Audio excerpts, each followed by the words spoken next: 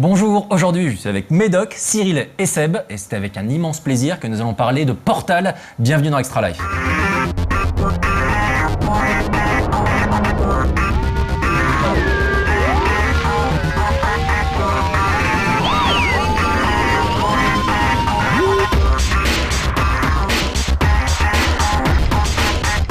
Portal, on va commencer direct dans le vif du sujet. Donc pour parler un petit peu de notre rapport à la série, donc vous avez découvert le premier, comment, dans quelles circonstances? Vas-y Médoc. Alors moi j'ai découvert Portal dans le cadre de la Orange Box. Ouais. C'était un jeu dont j'avais pas du tout entendu parler. Quand j'ai vu ça, je pensais que c'était vraiment un petit bonus, un petit truc développé avec 2 crottes de nez dans un garage, tout ça. Et j'en avais vraiment pas du tout entendu parler sur le net ou autre part. Et j'étais évidemment fucking agréablement surpris d'expérimenter tout ça. Cyril. Alors moi c'était dans la Orange Box aussi et en fait c'était suite à la critique de No Life. j'ai regardé No Life et puis ça tombe bien parce que c'est moi qui l'ai fait.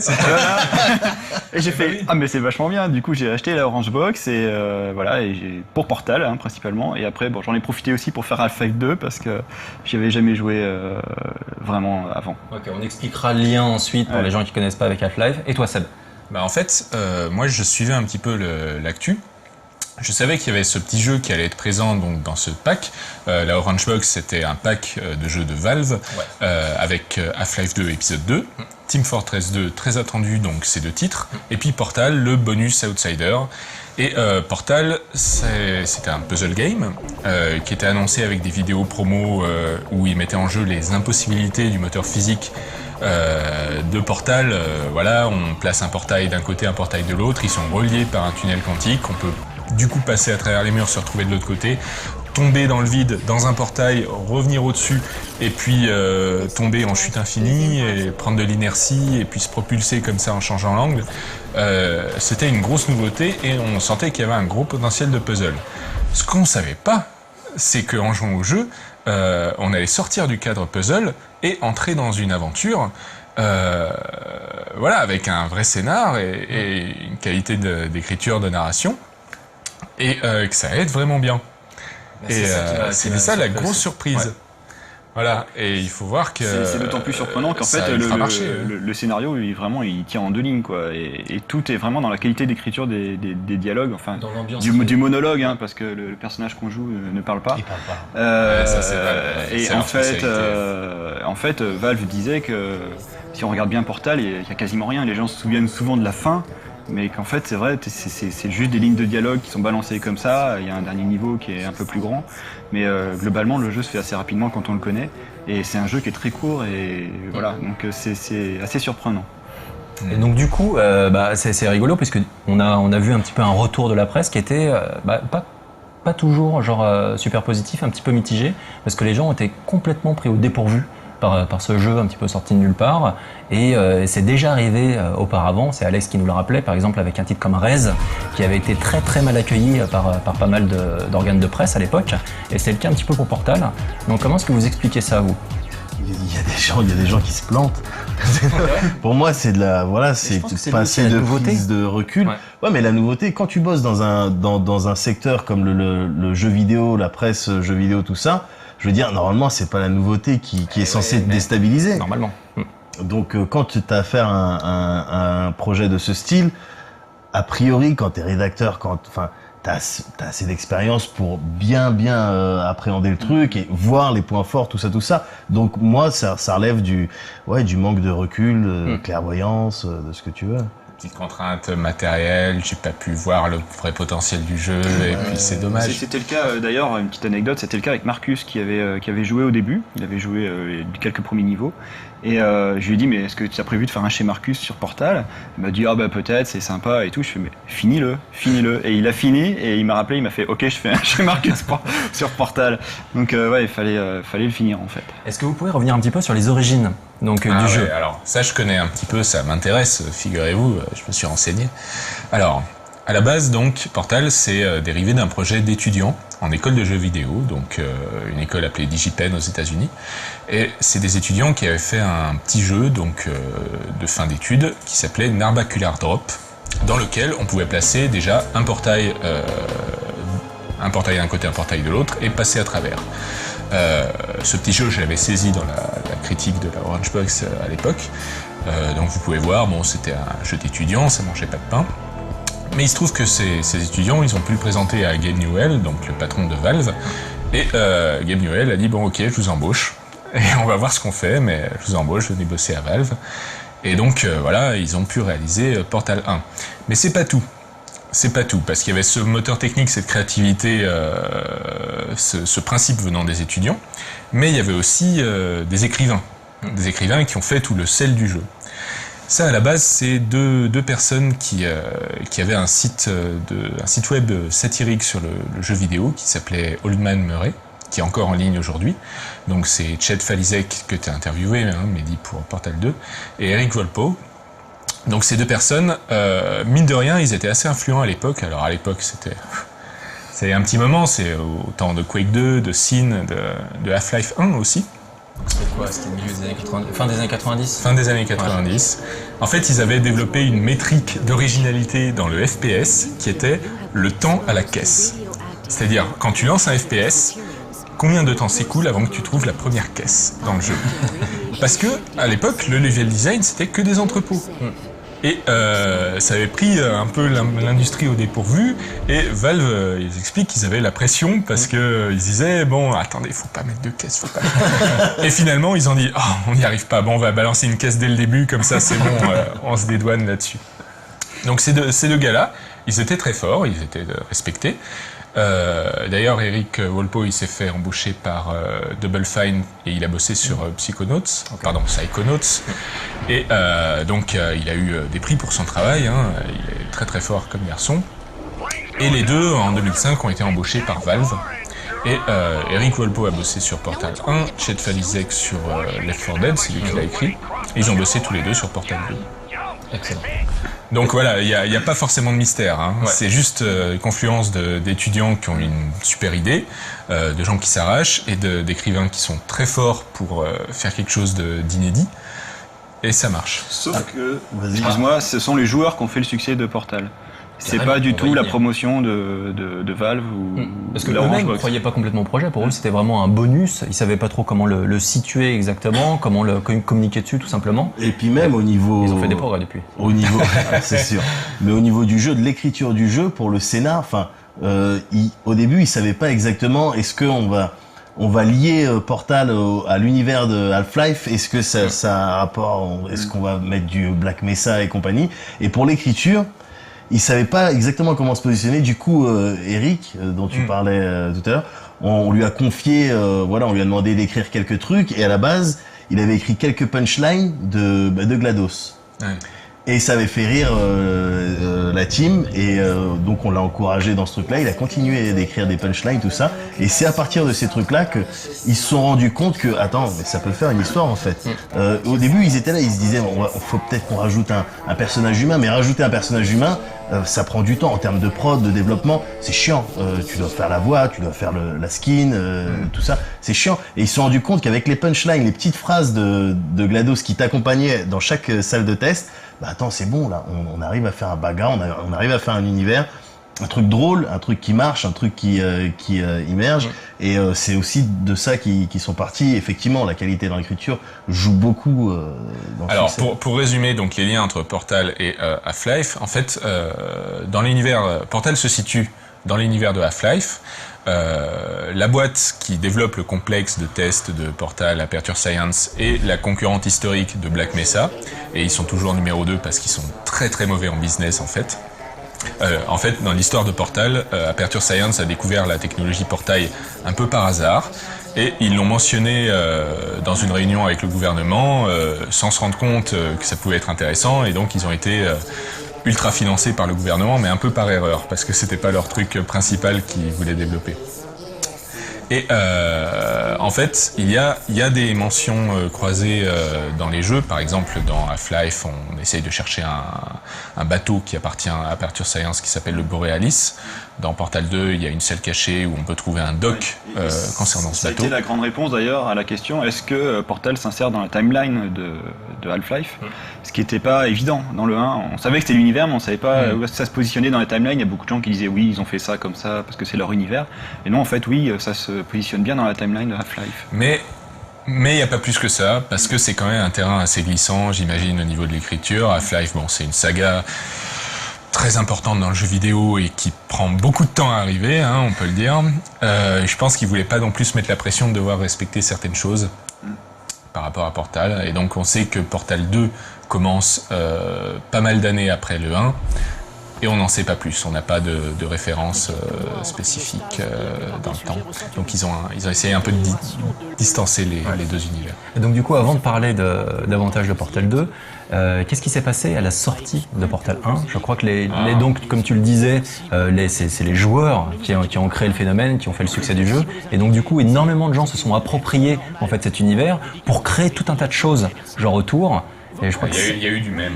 Alors, expliquez un petit peu du meme. Le meme, c'est donc les phénomènes internet qui sont créés à partir de répétitions, de humour de répétition.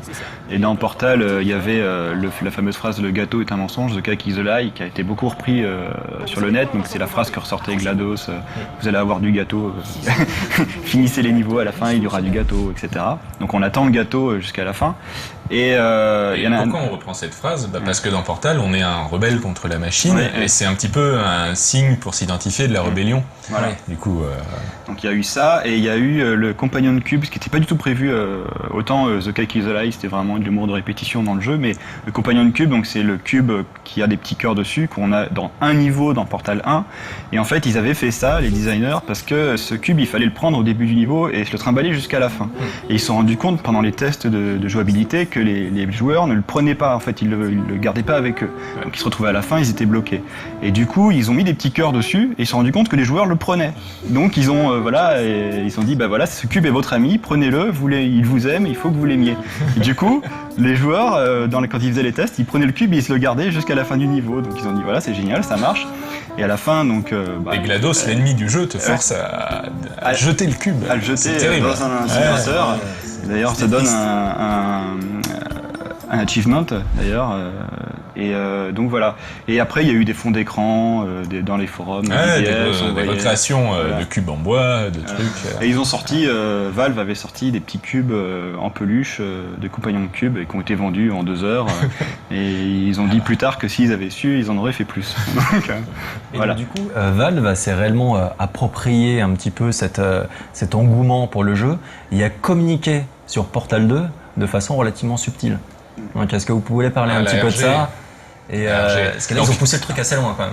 Alors, un ARG, c'est un Alternate Reality Game, et ça a été popularisé, je crois, avec Halo 2. Ouais. Avec I Like Bees, je crois, donc qui était le premier de avoir vraiment un gros succès auprès des joueurs. En fait, l'idée, c'est dans la vie réelle d'avoir un site, voire plusieurs, voire des infos. Et on sait que c'est lié à la sortie du jeu, et les joueurs sont curieux, ils veulent savoir, ils veulent avoir les infos avant tout le monde, et donc il va falloir mener un travail de détective dans la vraie vie, en appelant peut-être un numéro aux États-Unis, en allant sur un site, en décodant des infos. Il faut voir que dans celui de Portal 2, ils sont allés assez loin, vu qu'il y avait des images qui étaient encodées dans des sources son, et que quand on les décodait, on pouvait avoir des chiffres qui ensuite, une fois transcodés en lettres, pouvaient donner un message qui référençait un truc. Non, mais il y a des joueurs qui sont très intelligents, et donc il fallait quelque chose à leur mesure. Beaucoup de temps. Surtout les gens qui jouent à Portal en fait, donc ils sont férus de puzzles, etc. Donc il fallait vraiment donner de la matière, à cogiter quoi. Le fait qu'il y ait un Portal 2, c'était un ARG qui a été lancé donc avant l'annonce officielle de Portal 2, et les joueurs s'en sont rendus compte sur PC parce qu'ils ont lancé Steam et il y a eu une update de Portal. Ils ont dit mais pourquoi il y a une update de Portal ? Est-ce qu'il y a quelque chose de nouveau et tout ? Donc ils ont refait tout le jeu et la fin avait changé. Elle avait été un petit peu rallongée. Un petit peu rallongée, et là ils ont fait oh merde, mais c'est Portal 2, qu'est-ce qui se passe ? Alors attends, il n'y avait pas que ça. Il y avait des radios dans le jeu qui encodaient justement des images dans le son.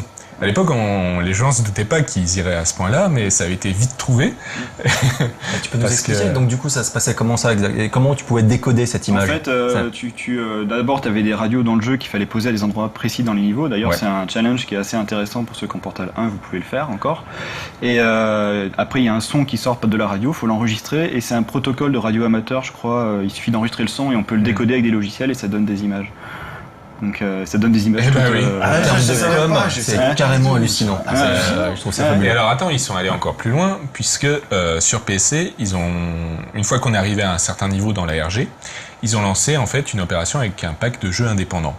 Donc ça, c'est une étape qui est un petit peu bancale pour Valve, parce que ils disposent donc de la plateforme Steam, qui est très puissante en téléchargement légal. Et donc, une des garanties de l'impartialité de Valve, c'est de ne pas s'introduire dans le conseil d'un jeu plutôt qu'un autre. Et là, avec cette ARG, en fait, ils ont un petit peu motivé les joueurs à aller jouer à certains jeux. Pour que Portal 2 sorte plus vite, soit débloqué plus vite pour les joueurs PC en téléchargement.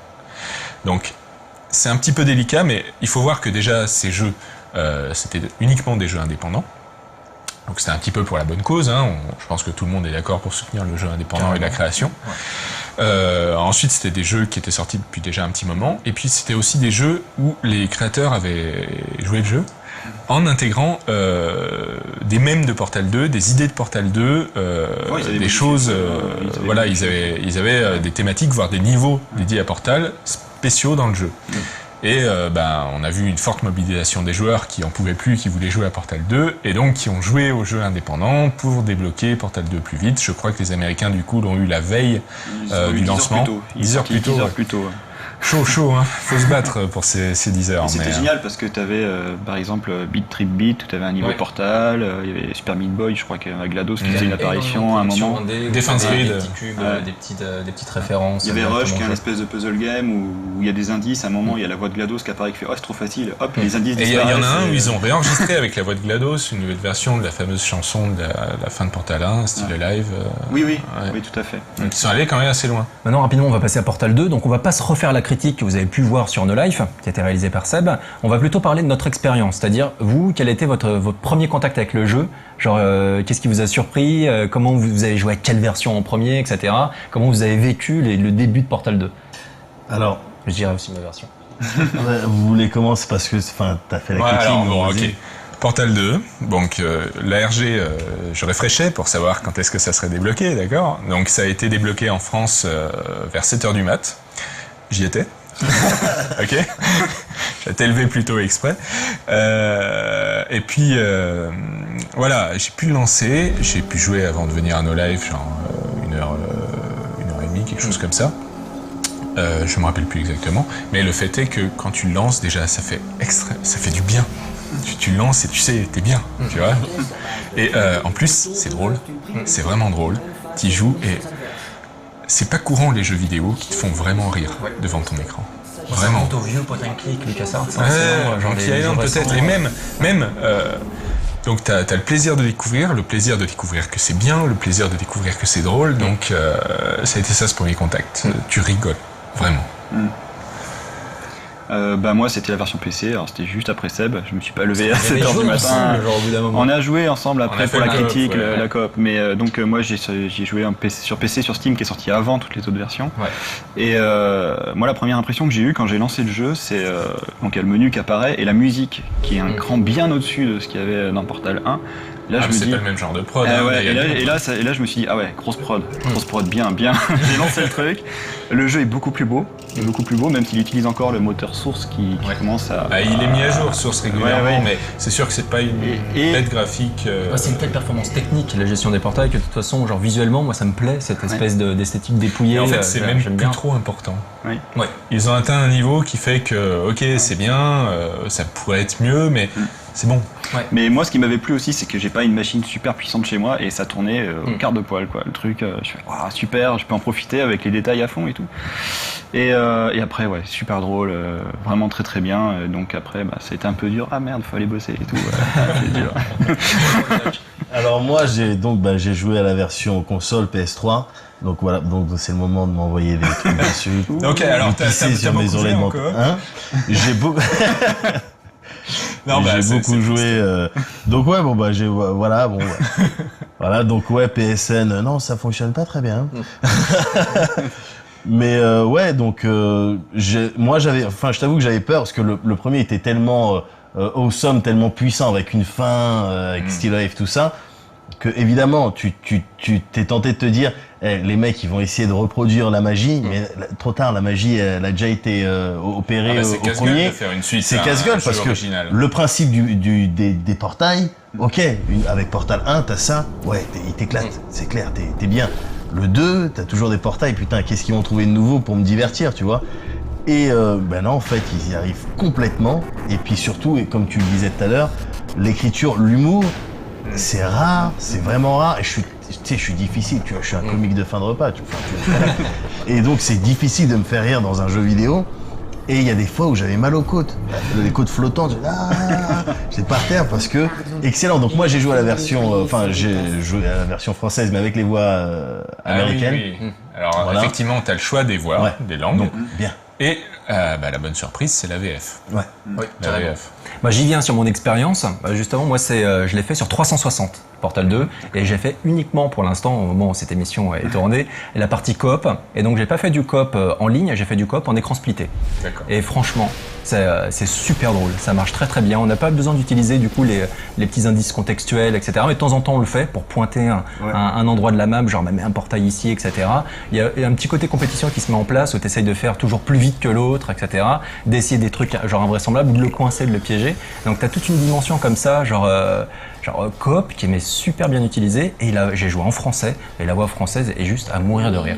Et il y a plein de moments où tu attends pour être sûr que la voix est tout dit, et avant de rentrer en fait et de te faire démonter et de repasser au niveau suivant, juste pour être sûr que t'es vraiment solo, tout. c'est pareil, hein. En solo, il y a des scènes qui sont scriptées, il fait bon alors est-ce que c'est fini? Non, alors je reviens et tout. Plusieurs fois la danse, le high five pour voir Tu sais que GLaDOS t'as perdre quand tu gagnes son 3 fois sang. de suite à Pierre Ciseaux Rocher. Ah bon? Ouais. Et puis oui, il y C'est a toutes ces petites aléatoire, animations. donc, Moi, j'adore faire des petites danses du robot de temps en temps, genre Oui, quand je le le sens. breakdance, ça, c'est bon, ça. Ça c'est quand même sympa. Alors, il y a deux choses à voir. La première, donc, pourquoi est-ce que c'est drôle Portal 2 et pourquoi pas les autres jeux? Ça, c'est une très bonne question. Il y a eu quelques commentaires de développeurs qui sont sortis. On en sait un peu plus maintenant sur le process, comment est-ce qu'ils ont fait Portal 2 et comment est-ce qu'ils sont arrivés à ce niveau-là de comédie. En fait, le développeur explique que pour eux, on peut reprendre des thèmes de films en jeu vidéo et on les réhabilite parce que maintenant on les vit. Donc ça rafraîchit complètement l'expérience, c'est nouveau. Maintenant, alors ça a été fait beaucoup pour les films de guerre, la Seconde Guerre mondiale en jeu vidéo, bon ça va, hein, on l'a fait, toutes les meilleures recettes de films ont été appliquées, mais c'est vrai qu'il n'y a pas beaucoup de jeux vidéo qui se sont attaqués à la comédie. Et c'est ça qu'ils ont essayé de faire, vraiment dans cette optique, mais il faut reconnaître que ça marche complètement. Ouais, non, parce qu'il et y en a ils qui ont sont essayé, pionniers qui- là-dedans, tout Ils se sont simplement. cassés les dents. Il y a des jeux qui essaient de faire rire, mais c'est un petit peu bébête, Surtout que là, c'est pas assez marrant fin. parce que très souvent l'humour passe par des jeux où l'écriture est importante, c'est-à-dire c'est des jeux où tu as des dialogues, tu choisis des lignes de dialogue et tu fais toi-même tes conversations et il y a des personnages, mais là c'est très dépouillé à tous les niveaux. Ah, mais et là, donc c'est du coup, pouvoir, ouais. et c'est à la base un jeu basé sur le game design avant tout. Donc d'avoir su greffer une dimension le scénaristique, game design est énorme. c'est juste incroyable. Quoi. C'est les mecs ont réussi à équilibrer un truc qui à la base C'est-à-dire se que mariait quand pas. quand on a fini le jeu et qu'on réfléchit un peu à la structure du jeu, du scénario du jeu en solo, on se rend compte qu'en fait il est écrit de la même manière qu'un film, qu'un long métrage. Au niveau des chapitres, de la narration et tout, c'est vraiment écrit de la même manière. Et ça marche très très bien. Je voulais juste préciser une chose, parce que dans certaines critiques de la presse, j'ai vu que justement, il y en a certains qui ont dit à la fin de Portal 2, elle est bien, mais elle est quand même moins bien que la fin de Portal 1. C'est faux. Il faut remettre un peu les pendules à l'heure. D'ailleurs, ici. ça me permet aussi d'évoquer tu sais, sur Pas de spoil. non, pas du tout de spoil, sur Metacritics, donc un site qui regroupe plusieurs sites qui testent des jeux plein de vidéo. critiques de plein Voilà. de pays différents. Et aussi bien de sites que de users, de joueurs. Il y a un moment donné, il y a eu le jeu qui s'est fait descendre. À sa sortie, le jeu s'est sa fait sortie, descendre pour des raisons que j'imagine, comme moi, tu En trouves fait- un petit peu injustes. Si tu veux bien nous en parler. Parce que dans le jeu, il y a une boutique. Et dans cette boutique, on peut acheter des objets esthétiques pour les robots du coop. À des prix qui sont un peu élevés, c'est vrai. Moi, je le reconnais aussi tout à fait, je trouve ça trop cher. Maintenant, il faut voir que ça reste des objets esthétiques complètement optionnels. Et que Valve, mine de rien, dans les jeux où il y a un suivi vraiment de mise à jour, il n'y a pas beaucoup de compagnies qui arrivent à le faire bien. Il y a bien sûr les MMO, où là on paye chaque mois. Il y a bien sûr les MMO gratuits, free-to-play, où les gens achètent des objets régulièrement. Et c'est ce qui finance le reste. Et c'est un petit peu ce qu'a fait Valve avec Team Fortress 2, où ils ont lancé, les gens qui n'y jouent pas le savent pas forcément, un business de chapeaux, où on peut gagner des chapeaux en jouant. Donc c'est esthétique, on est d'accord. Il y a aussi des armes et des objets, mais ça on les gagne en jouant. Et on peut aussi en acheter sur la boutique et se les échanger. Et c'est ce qu'ils font un petit peu là, j'ai l'impression, avec Portal 2. Ils n'ont pas annoncé de plan de contenu téléchargeable gratuit, mais on pense que ça va arriver. Là, ils viennent d'annoncer qu'il y aura des choses sans doute cet été. Bon, jusqu'ici, ils ont été plutôt réglo là-dessus. Ils ont bien soutenu leur jeu. Donc, je pense que avec Left 4 Dead 2, qui était une sorte de pseudo-suite vendue plein pot. Oui, enfin, 1.5. Left 4 Dead 1.5, ça avait foutu les nerfs, mais là, en l'occurrence, c'était pas justifié. La rage des users, tout ça, c'était pas justifié sur Portal 2. À voir. Et on est obligé de conclure cette émission. Alors, il y a un truc que je voudrais dire quand même. Très rapidement. Très rapidement, c'est que Portal 2, quand ils l'ont développé, c'était pas forcément comme ça. Donc, ils l'ont révélé maintenant que le jeu est sorti. Au début, ils avaient tenté de faire un jeu où il n'y avait pas d'utilisation de portail. Un mécanisme de jeu qui reste encore secret. Ça n'a pas marché. Les gens voulaient des portails. Maintenant, c'est bon, on a pris goût. Donc, du coup, ils ont essayé de faire quelque chose avec encore quelque chose d'autre, une préquelle à Portal. Ça n'a pas marché parce que les gens voulaient vraiment le protagoniste de Portal 1, avec l'interaction avec GLaDOS. Et finalement, on a ce qu'on a là. Bon, alors ça marche bien, je pense qu'on se plaint pas. Mais il faut voir que Valve, c'est quand même une boîte qui, des fois, fait des choses... n'hésite pas à reprendre de zéro un concept de jeu pour que ça marche, pour arriver vraiment à quelque chose qui soit bien. Il y a quelqu'un, pour finir, qui disait que Valve, c'était le Pixar du jeu vidéo. Ouais, c'est pas même, mal. En gros, je pense qu'il y a 3 développeurs qui se distinguent là aujourd'hui. T'as Nintendo qui peut faire ça, t'as Blizzard et t'as Valve. C'est vraiment les trois gros éditeurs-développeurs qui peuvent se permettre ce genre de choses. C'est-à-dire d'investir énormément dans du prototypage et ensuite de renoncer à une idée quand ils s'aperçoivent que ça fonctionne pas tout le temps. C'est dur. Parce que l'air de rien, c'est énormément d'argent Financièrement, perdu. même si tu veux, c'est pas forcément possible. Voilà, on espère quand même qu'on vous a donné un tout petit peu envie d'y jouer parce que le jeu le mérite complètement. Non, il n'y a pas eu de spoil. De toute façon, là, il va être diffusé quand il est. Là, ça va être diffusé, genre bientôt. Donc là, on peut pas. Les gens y ont joué. On va faire une bande-annonce, et les gens y jouent. Voilà. Donc si vous n'y avez pas encore joué, c'est le moment de s'y mettre, quoi. Ça n'aurait pas de sens. Merci en tout cas de nous avoir suivis. Merci à vous. Et puis, on se retrouve très bientôt pour un prochain Extra Life.